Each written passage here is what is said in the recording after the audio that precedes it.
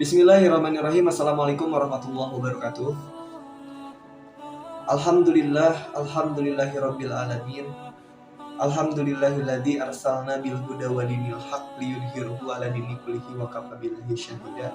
Asyhadu an la ilaha illallah wa asyhadu anna Muhammadar Rasulullah sallallahu alaihi wasallam.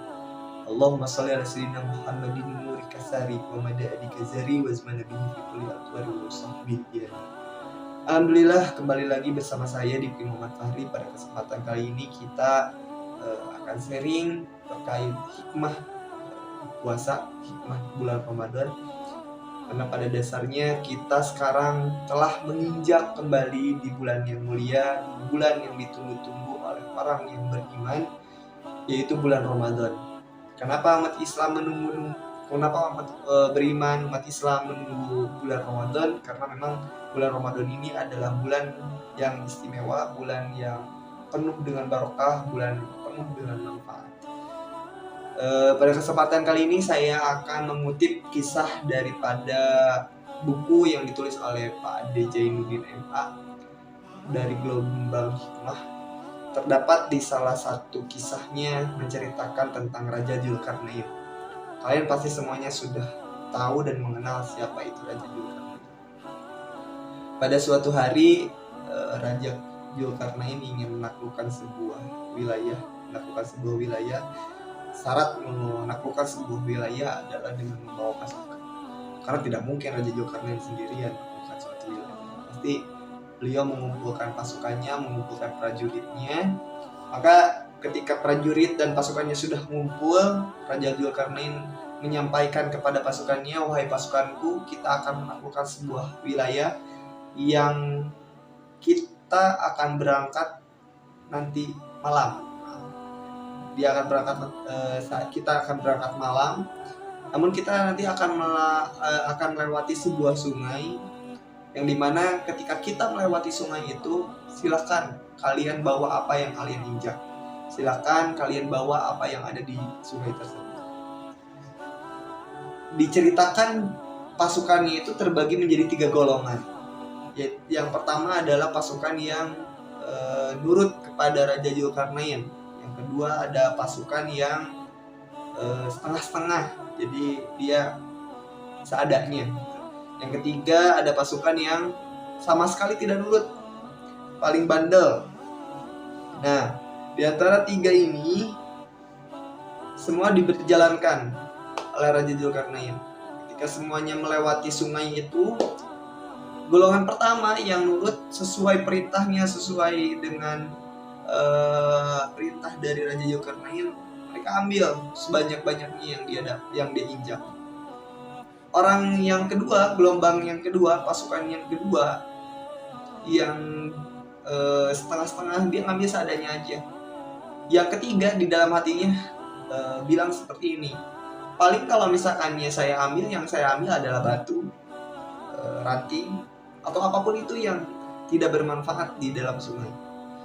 Maka suatu pagi, ketika pagi Raja Dzulkarnain mengumpulkan semua pasukannya, berkumpul semua pasukannya, dan ditanyakan, apa yang kalian dapatkan hasil daripada perintah saya yang kalian harus disuruh ngambil suatu barang atau apapun itu yang kalian injak di sungai.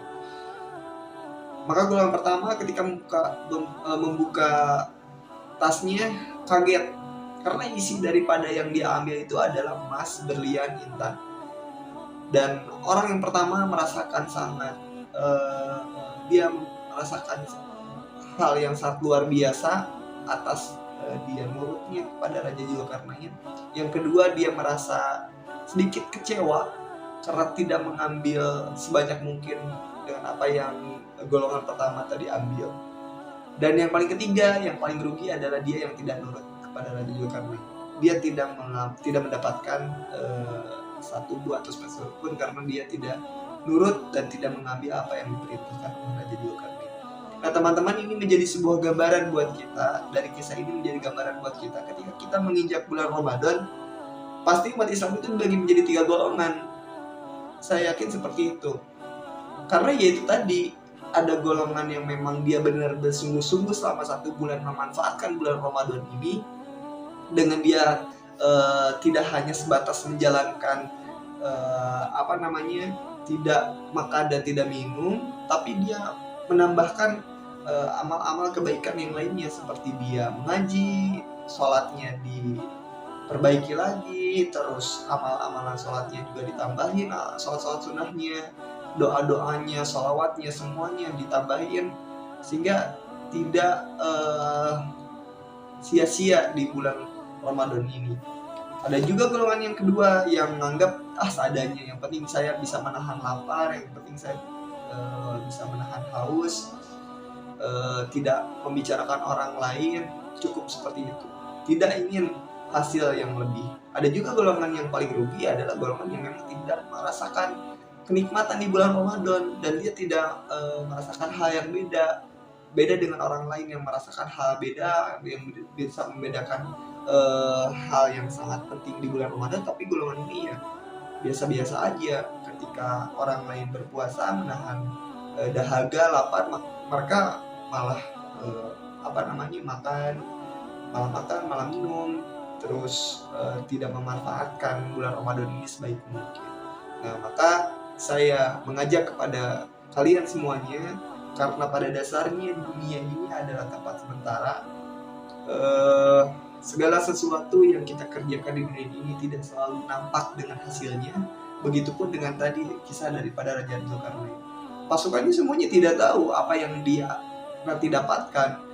Golongan ketiga dia udah mengira bahwasanya yang pasti dia dapatkan adalah batu.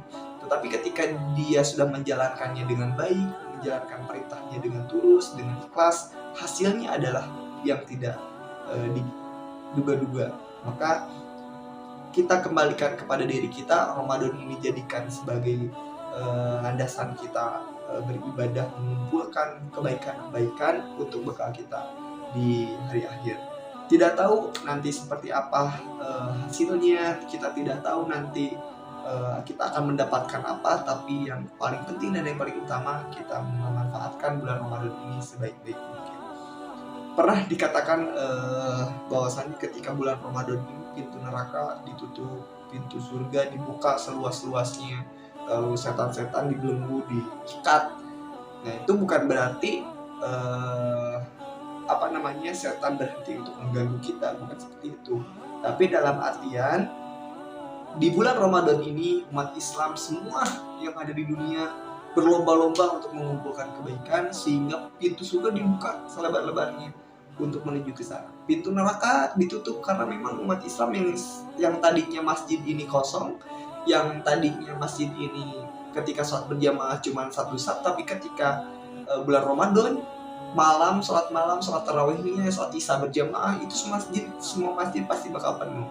Nah, ini jadi gambaran bahwasannya neraka ditutup karena banyak orang Islam yang memang kembali kepada jalannya, kembali kepada penciptanya, kembali kepada pemiliknya.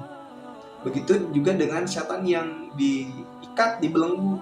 Nah, bukan berarti juga setan tidak bisa menggoda. Kalau misalnya setan diikat, lantas kenapa masih ada orang yang masih makan di siang hari, terus ada yang membicarakan orang lain padahal dia puasa. Nah, itu